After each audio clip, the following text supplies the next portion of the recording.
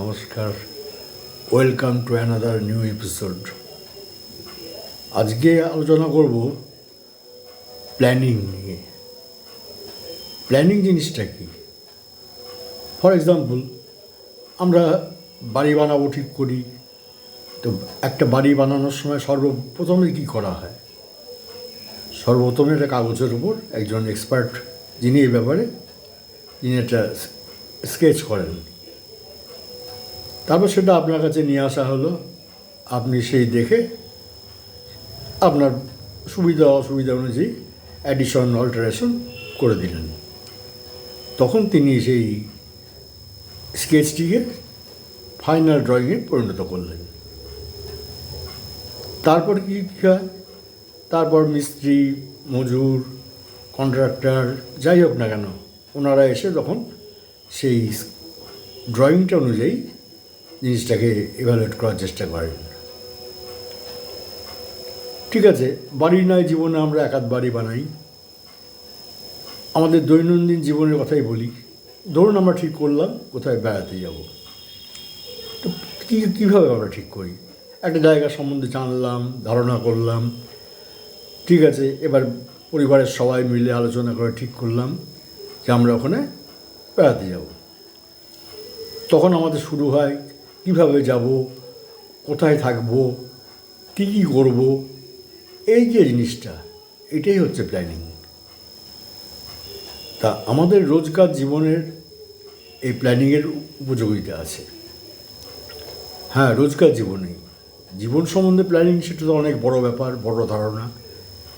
কিন্তু এই একটা একটা করে দিন যদি আমরা প্ল্যান করে চলতে পারি, তাহলে আমাদের জীবনটা মোটামুটিভাবে আমরা আশা করি ভালোভাবেই চলবে।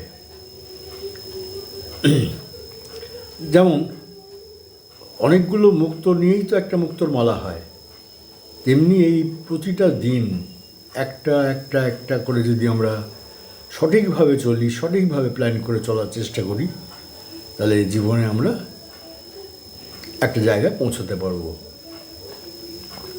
তো রোজকার এই প্ল্যানিং ব্যাপারটা কী?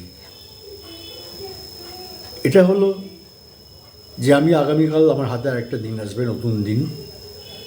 সেই দিনটায় আমার কী কী করতে হবে এবং সেটাকে কি করে আমি সেই কাজগুলোকে ঠিকঠাক মতো এক্সিকিউট করব, এটাই সম্বন্ধে ধ্যান ধারণা করে রাখা, এটাই হলো প্ল্যানিং।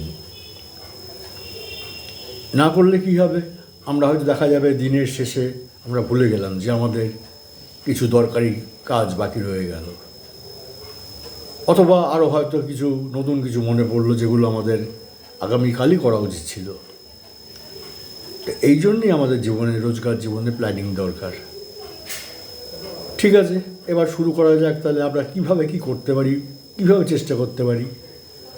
যে কোনো জিনিসই প্র্যাকটিস এবং কনসিস্টেন্ট প্র্যাকটিস, এর দ্বারাই আমরা কোনো কাজে সফল হতে পারি।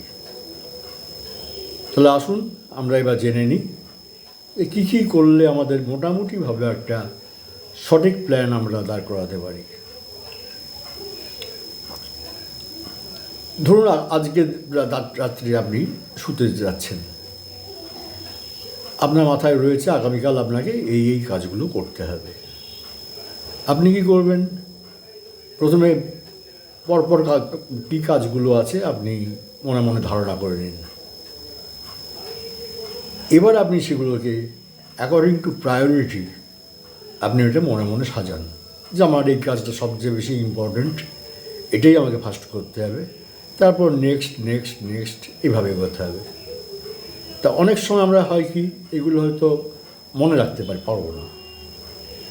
ওই জন্য বেস্ট উপায় হচ্ছে এগুলোকে একটা কাগজে লিখে ফেলি যে কালকে আমার এই কাজটা সবচেয়ে গুরুত্বপূর্ণ এবং এটাকে আমি সবচেয়ে আগে করার চেষ্টা করব। ঠিক আছে, 2 নম্বরে কি নেক্সট ইম্পর্টেন্ট কাজ যেটা থাকবে সেটা লিখলাম। এরকমভাবে আমরা পরপর কাজের গুরুত্ব অনুযায়ী কাজটাকে ভাগ করলাম। তা এই যে জিনিসটা, এইটা কাগজে লিপিবদ্ধ করা, এই কথাটার উপর জোর দেওয়া হচ্ছে কেন? যে কাগজে লিপিবদ্ধ না করলে বা কাগজে না লিখলে আমরা হয়তো এই সিকোয়েন্সটাকে হারিয়ে ফেলতে পারি।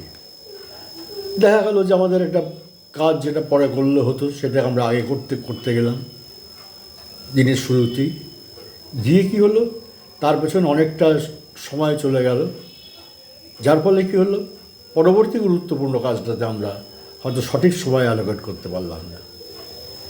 এই জন্যই এইটাকে কাজের গুরুত্ব অনুযায়ী পরপর কাগজে লিখে ফেলা উচিত। এবং যে কোনো জিনিসই লিখে ফেললে ওটা আপনার মাথার মধ্যে চাপটা কমে গেল, জানবেন। প্রথম চাপ প্রায় অর্ধেক হয়ে গেল, কারণ বারবার মনে রাখা যে এরপর আমাকে এই করতে হবে, এরপর এই করতে হবে, এ না করে আমি কাগজে লিখলাম, একটা কাজ শেষ হয়ে গেল, আমি কাগজটা একবার দেখলাম যে এর পরবর্তী কাজগুলো কী কী আছে, তার মধ্যে প্রথম প্রায়োরিটি কে আছে সেটা দেখলাম। এইভাবে আমরা একটা করে কাজ করতে লাগলাম। এর ফলে হবেটা কি, যখন আমার কাজগুলো মোটামুটি সব ঠিকঠাক হয়ে যাবে, আমি তখন দেখা যাবে যে দিনের শেষে আমি অনেকটা লিজার টাইম বা এক্সট্রা টাইম আমি হাতে পেতে পারি। সেই সময়টা তাহলে আমি কী করবো? সেই সময়টা আমি আমার নিজের খুশি মতো গান শুনলাম, টিভি দেখলাম বা বই পড়লাম। তার মানে কি, আমি তখন আমার মাথায় আমার ফ্যামিলি বা অন্য সংক্রান্ত কোনো চাপ আর রইল না। সেই সময়টাকে আমি আমার নিজের জন্যই ব্যয় করতে পারি। তা দেখা যাচ্ছে যে এইভাবে যদি আমরা প্রতিদিন একটা করে দিনগুলোকে এইভাবে সঠিক পরিকল্পনার মাধ্যমে চলতে পারি, তাহলে দেখা যাবে আমরা আগের চেয়ে অনেক আরও বেশি সফলতা সম্ভব হবে আমাদের জীবনে। সফলতা বলতে আমি কোনো সবসময় মেটেরিয়াল গেইনই নয়, কিন্তু দেখবেন নিজের ওপর একটা ভালো লাগবে যে না, আজকে আমি আমার কাজগুলোকে সঠিকভাবে করতে পেরেছি। তো এইভাবে প্রত্যেক দিন যেতে যখন আমি ধরুন কথার কথা, আমি 1 বছর পর হয়তো পেছন ঘুরে তাকালাম, আমি লাস্ট 1 বছরে কী করলাম, আমি যখন ঘুরে দেখব তখন দেখব না, আমি ঠিকঠাকই করেছিলাম মোটামুটি আমার সাধ্য অনুযায়ী। আমার সাধ্যের বাইরে হলে তো সেটাকে আমি করতে পারবো না, সেটা সম্ভব নয় কারো পক্ষে। আমার সাধ্যের মধ্যে যে কাজগুলো ছিল সেগুলোকে আমি সঠিকভাবে করতে পেরেছিলাম। তো এইটাই হলো প্ল্যানিংয়ের প্রয়োজনীয়তা এবং উপকারিতা আমার মনে হয়। তা এইভাবে যদি প্রতিটা দিন আমরা চলতে পারি, প্ল্যানিংয়ের মধ্যে কিছু কম্পালসারি জিনিস রাখতে হয়।